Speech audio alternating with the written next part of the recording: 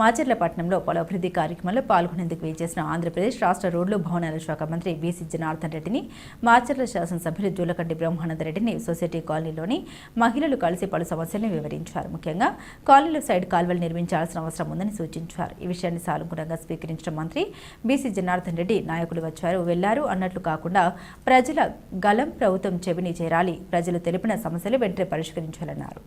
సంబంధిత అధికారులను ఆదేశించారు. శాసనసభ్యులు జూలకంటి బ్రహ్మానందరెడ్డి మాట్లాడుతూ ఇప్పటికి అధికారంలోకి వచ్చే ఏడాది కాలం మాత్రమైనా మాచర్ల పట్టణంలో పలు అభివృద్ధి పనులు చేపట్టాం.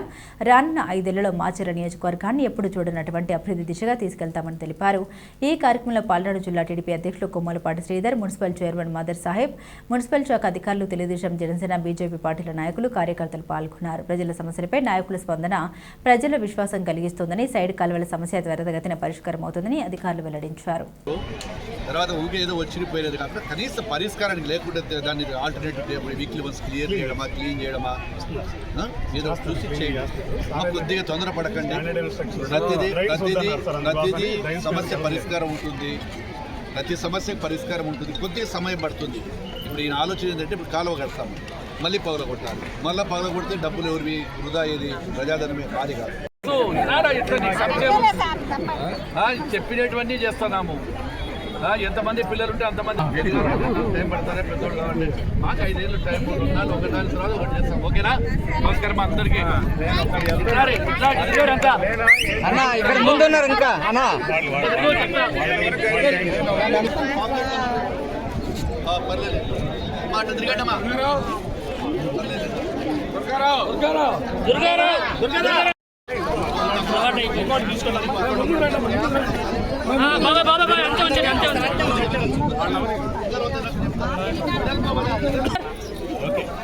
సార్ సార్ రెడీ రెడీ చూడండి అమ్మా అందరూ. ఆగస్టు 15 బస్సు ఏం తక్కువ సార్ సార్ సార్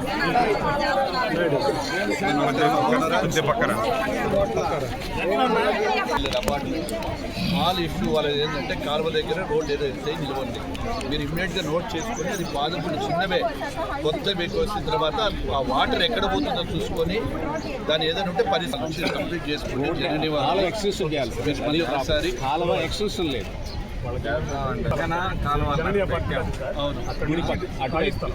అందుకని నీళ్లు రాకుండా వాళ్ళు ఏం చేశారంటే అంతకుముందే కలవట్టు పెట్టారు అవతల డ్రైన్లో.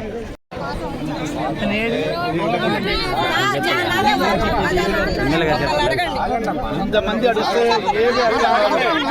అందరికీ నేను సమాధానం చెప్తా. 20 ఏళ్ళు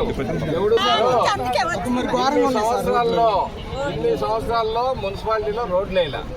ఇప్పుడు 7 కోట్లు పెట్టి చుట్టూ ఉన్న రోడ్లు మళ్ళీ డ్యామేజ్ అయిన రోడ్లు ఉన్నాయి. చట్టంలో చంద్రబాబు నాయుడు చేర్చుంది. అది ఓకేనా?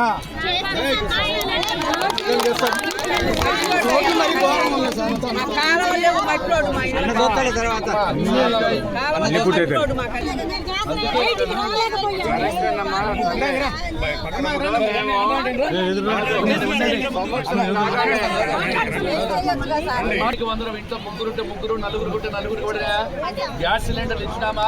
రేపు ఆగస్టు 15 తర్వాత పౌడికి ఇప్పుడు బెదిరించి బస్సు ఎక్కడమే అడగ